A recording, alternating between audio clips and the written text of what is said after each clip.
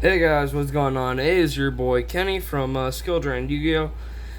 And today, guys, I am going to be, one, going over some minor changes I've made to the extra deck of the Dino deck. And B, just, since I didn't do it in episode 1, I decided to just go ahead and set the rules for this series. Okay. So, let's just get on to it. So, first of all, of course, we have our beautiful, beautiful Konami Field Center for the Diamond Smashers Fury structure deck. I don't know if that's what was intended for it. I'm pretty sure it's just a tutorial thing, but you get the point. It's a nice little thing we can use as a Field Center. So, then, of course, we're running the triple drag tokens. This is for Lost World, so makes sense. Okay, so I'm gonna start with the extra deck this time, guys, just because that's where like the main changes are gonna be. So yeah. So starting off, of course, we're still running the one copy of Samorg Bird of Sovereignty. It's gonna be freaking crucial to get that off, and yeah, it's gonna be crucial that we get this off once we get our hands on our Reproducus. Because what we do is that we make Reproducus with one monster on the field, then we change that monster to a winged beast, and then we make some Morg. Then on end phase, we do our combos and shit, and then on end phase, some Morg summons out the barrier statue of the Storm ones.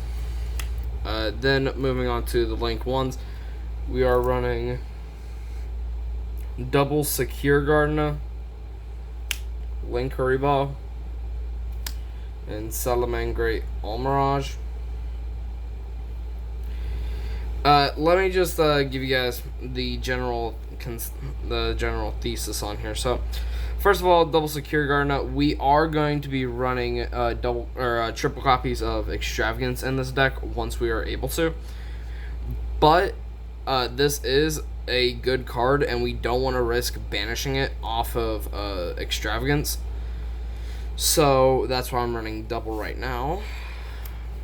Link Haribo, pretty obvious. Archosaur, you make this with it, then you can link it away into Secure Gardener, or just keep it on the field as power protection. And then probably the most strange part to most of you veteran Dino players, Salamangreat Almirage. So the reason why I'm playing Salamangreat Almirage right now is because A, it's a great card in my opinion, and I'm sad that it doesn't see more play. And 2, it can actually be very beneficial to the deck, seeing as your main boss monster here, Ultimate Conductor, doesn't have any of its own protection aside from setting all monsters my opponent controls face down. But here's the thing though. So Almirage can attribute itself to give one monster protection for a turn. If you only have this and then Conductor on the field, you have this, sacrifice it, and then you're able to protect Tyranno, and then assuming you have, say, a baby in hand, you can use it to trigger Ultimate Conductor's effect, flip all your opponent's monsters face down, and then deal 5,000 plus burn, or at minimum 3,000 plus burn damage. So that is actually it for the Samorg, or for the Lynx, I mean. For right now, at least. We're nowhere near done. Moving on to the other ones. Of course, we are running one Cyber Dragon Nova, one Abyss Dweller, and Tornado Dragon. Now, I'll explain later on the rulings, but obviously Tornado Dragon's in here for now. I'm not going to keep him. He's not permanent. He's in here just because once we are able to get our hands on a triple Extravagance or Dark Ruler, we're not going to be needing Twin Twisters like we have. So we're not going to be needing it anymore. Because we can either keep the Abyss, we can keep the Twin Twisters in our side deck once we get the Extravagance. So that way we still have the spell and trap removal, and even then, if this thing is banished off of Pot of Extravagance, it's not really a big hit. So, yeah, and then Abyss Dweller, just another call by, really, but it lasts for their entire turn. And then Nova is to summon out the final extra deck monster, and you'll see what I'm talking about. So, this is mainly in here for any Dogmatica matchups. So, yeah, you use this if they hit you with a Nadir Servant. You send this to the graveyard. Since it was sent to the graveyard while it was in your possession, meaning it was either on the field or in your extra deck, you can summon out, and you can summon out the last and most recent addition to the extra deck, Invoked Macabre. So, you might be thinking, why the hell are you running this in this deck? Well, one, great Dogmatica repellent, and two, it's basically a negate to every type of effect. Someone tries to Ash Blossom you, just ditch a monster from your hand. Someone tries to Dark Ruler no more or an impermanence, and drop a spell or trap. And it's busted, in my opinion. Like, it's very good. Honestly, I could see this getting limited, or not even limited, possibly banned, just because of how good it is. Because this thing can be an out to fucking impermanence.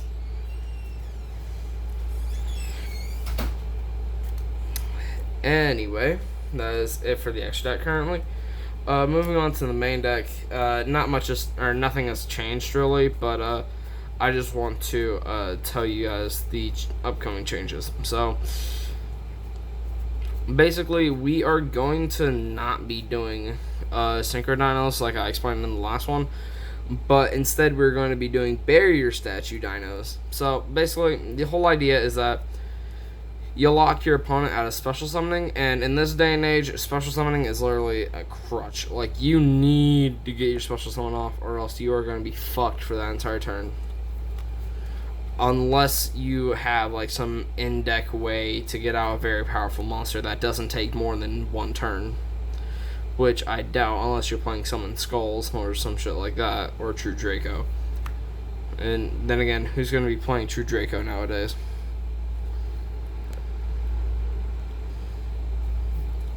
Who's going to be playing True Draco? So, moving on to main deck. Of course, double Ultimate Conductor. Not going to change for a long time. And then one Dino Wrestler Pankratops. Then, of course, you have your triple Soul Eating Overraptor. Overraptor, best.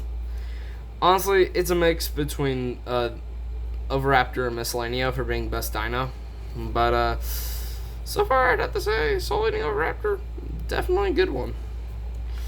Now, what I think to be the best Dino, in my opinion, as it protects all the others, triple Miscellaneous, voice crack, Miscellaneosaurs. So, if you want me to give an explanation, easy.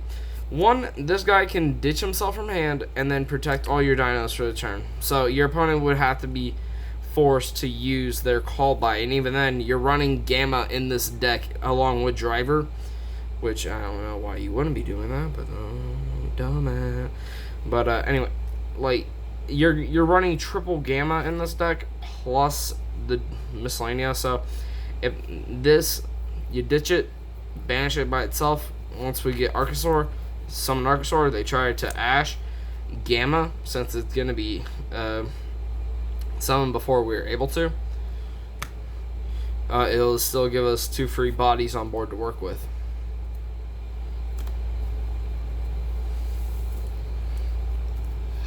Then, of course, we are running triple Baby Sarah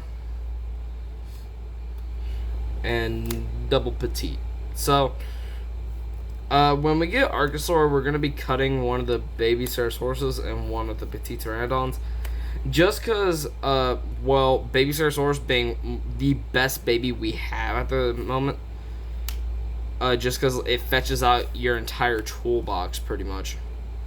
From your Miscellaneous to your Overraptors, and in some cases even your Giant Rex. So, yeah. And then I know I'm not at my locals, guys. I'm still getting flack for doing this, but yeah, running double Gillosaurus. So Gillosaurus, just to give you guys a brief explanation, is really just a substitute for Archosaur because it's a free body on board until we actually get double Archosaur. Because once that happens, this thing's gone. Like, we are ditching it for Giant Rex and another Gamma. Speaking of monsters that we are going to be ditching, the one copy of Mecha Beast O-Line. O-Line is pretty much useless in this deck because we are not going to be running the Synchro engine. So we don't really need it. I'm only having it in here just because it's a monster to fill the spot. So you're basically just running 39 cards at this point. But yeah, I mean, if you want to run Synchro Dinos, that's completely fine. I'm just working off of a net deck right now, and then eventually I'm gonna make it my own. So yay, McFamby O-Line. Then moving on to hand traps of what we have at the moment. Triple Ash Blossom. Triple Ash Blossom. If you're running hand traps and you're not running at least double Ash Blossom, you are not the smartest human I know. You're not. It's freaking official at this point. Because you're choosing not to play one of the best fucking hand traps in this format right now. Because it literally stops them from summoning from deck. Like, it stops shit like, say, Rocket Tracer. It stops things like Dragon Shrine. It stops things like Rhoda. It stops all that shit, and yet people still decide not to play when they're playing hand traps. It's just, frankly, dumb to me. Maybe they're seeing something I'm not, so... Yeah, moving on, we are, of course, running the ones that we have available, at least. Double Psy-Frame Gear Gamma. And then the one driver. So, yeah. So, just to give you guys an explanation. One, Psy-Frame Gear Gamma, in my opinion, is a better out to Numerons than Ghost Ogre. But, however, it does require you to have an extra slot in your deck. So, it's really just an up and up, really. You have to choose which ones. Yeah. But anyway, so Psy-Frame Gear Gamma, your opponent activates Zexal. You summon this thing along in defense mode, along with the driver in attack mode.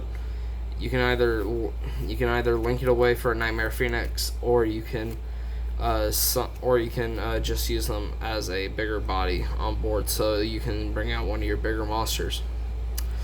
Honestly, Gamma, in my opinion, if it didn't rely on driver, it would honestly be the best hand trap of this format.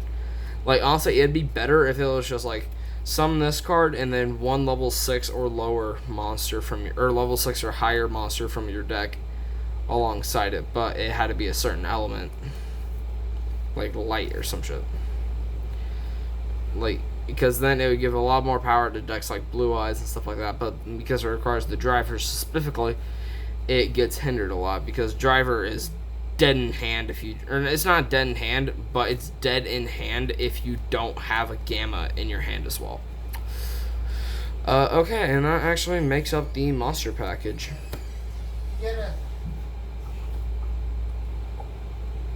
I'm recording.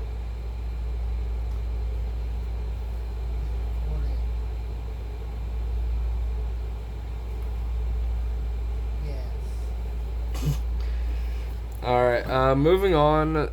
Sorry about that, guys. Just a little interruption. Moving on, we are running Triple Lost World. Triple Lost World, and I'll just run through all the Dino spells. Triple Fossil Dig. And then our Percocet and our Xanax. Okay, so Lost World, honestly, if you're playing a Dino deck that's heavily based on dinos, and you're not playing Lost World, which basically stops your opponent from targeting. So you are quite honestly a retarded human being, and you need to get out of my room.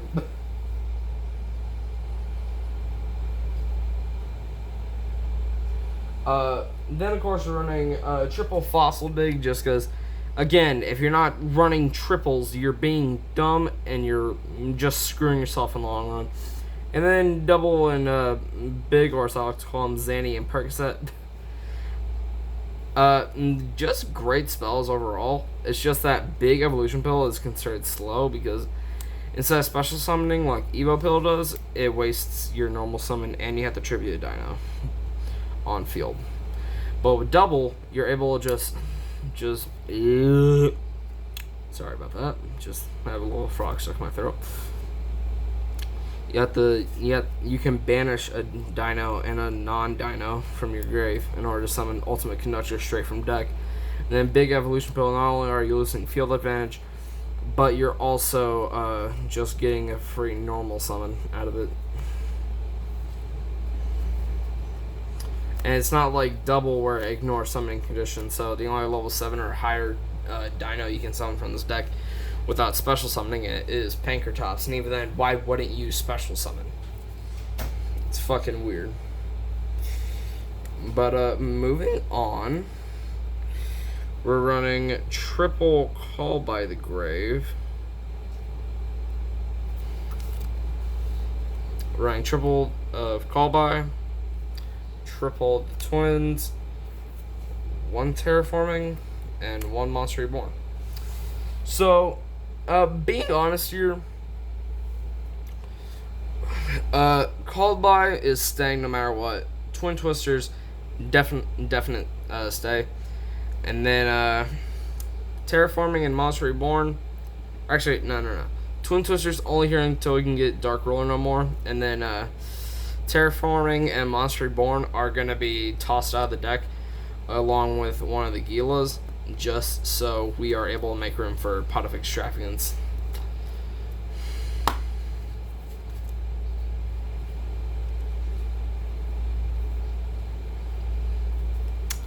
Alrighty. So yeah, that concludes the actual deck profile of today. But I feel like I still owe y'all just the base rules I'm working with here. So number one, number one, I'm limited to card packs but besides these conditions. 1, if the card in question is no longer in print or I cannot find any available packs of the certain pack that comes in, I can just go ahead and order a copy, because if the pack's not in the stream currently, I'm unable to get it. So, and to work with the version I'm going to be working with, you need a copy of Stormwinds, and even then, that only has 1 printing dating all the way back to Cyberdark Impact. Then, of course, if the set is too old, like say Cyberdark Impact, or wait, no, that's not rule number 1. Rule number 2, besides those conditions, I have to work sheerly from packs. Like, I can't just say, oh, I don't want to waste the chance to get Archosaur, so I bought a Reproducus, so I didn't want to have to open up Cybernetic Horizon. I'm unable to do that. If I'm able to get it out of the pack, I have to get it out of the pack. And 3, I can use cards that I've previously acquired as long as I have video evidence of me pulling that card. Like, for example, Double Evolution Pill. I pulled this whenever I opened the Dual Overload, the 2-box on my channel. So I decided to go ahead and run it in here since I did have video evidence of me pulling it. And also, final rule, guys, if a card is out of my price range and the pack that comes in is too hot, is either not in the stream anymore, or I'm unable to get my hands on it because the shop that I go to is out of it, then I have to either A, trade for it, or B, save up until I'm able to get the pack that comes in. So yeah, with these rules in mind, let's set out to make the best barrier statue dino deck I can make. So yeah, with that being said, guys, this has been Kenny from Skill Drained Yu-Gi-Oh! Signing out.